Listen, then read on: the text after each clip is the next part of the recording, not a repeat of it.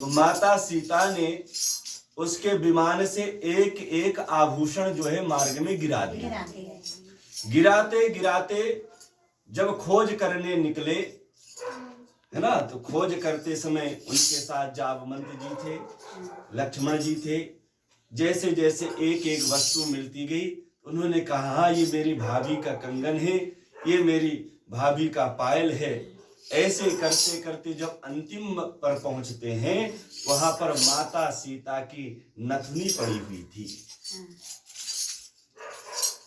उनसे जब पूछा गया कि ये नथनी किसकी है, तो लक्ष्मण जी ने कहा कि हो सकता है मेरी भाभी माता की हो, पर आज तक तो मैंने देखा नहीं कि भाभी नथनी पहनी है कि नहीं। ये मर्यादा है। देवर देखो कैसा, लक्ष्मण जैसा, जिसने आज तक भाभी का मुख ना देखा हो, ये है सनातन की मर्यादा। उन्होंने कहा हो सकता है मेरी भाभी की नथ हो, लेकिन आज तक मैंने अपनी भाभी का मुख नहीं देखा है, तो मैं ये गारंटी से नहीं कह सकता हूं कि भाभी की ही है। ये सनातन धर्म की संस्कृति है। इसीलिए पहले के समय में हमारी जो माताएं थी, घर के अंदर भी अपना चेहरा पति के अलावा किसी और को नहीं दिखाती थी। लेकिन इस समय कलिकाल में जो है, जब तक पूरे शरीर का प्रदर्शन न करें तब तक उनको ठंडक नहीं मिलती। ऐसा दुर्भाग्य आ गया है कि आजकल शादी विवाह में लड़कियां जो हैं नाच रही हैं, गा रही हैं, ढोल वाले के साथ जो है व्यवहार कर रही हैं, मेहंदी लगाने वाले के साथ कर रही। बताइए कितना बड़ा पाप है।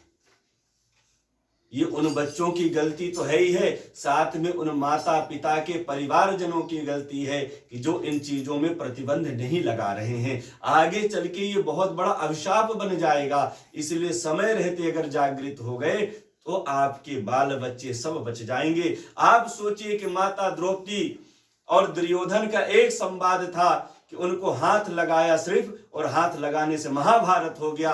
और आज तो घर की लड़कियों को लोग हाथ क्या कहां कहां हाथ नहीं लगा रहे हैं, और सब लोग तमाशा देख रहे हैं, उसका एंजॉय कर रहे हैं, आनंद ले रहे हैं कि हम शादी कर रहे हैं, विवाह कर रहे हैं।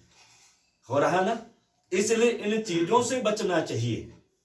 और अगर आज नहीं बचेंगे तो आने वाले समय में इतना निकृष्ट समय आ जाएगा कि उस समय से उबरना मुश्किल हो जाएगा। मर्यादा भगवान राम ने इसीलिए तो सिखाई है। और माता सीता की मर्यादा आप देखिए कि लक्ष्मण जैसा भाई, देवर, जिसने स्वयं भाभी का मुख ना देखा हो, कितनी बड़ी बात है। और आज के समय में तो पहले जेठ का बहू का संबंध होता था, आजकल तो ये संबंध भी देखने मिल ही नहीं रहे। इसलिए सनातन संस्कृति को जीवित रखना हम सभी का कर्तव्य है। कहीं भी गलत कार्य हो वहां पर अवश्य बोलना चाहिए।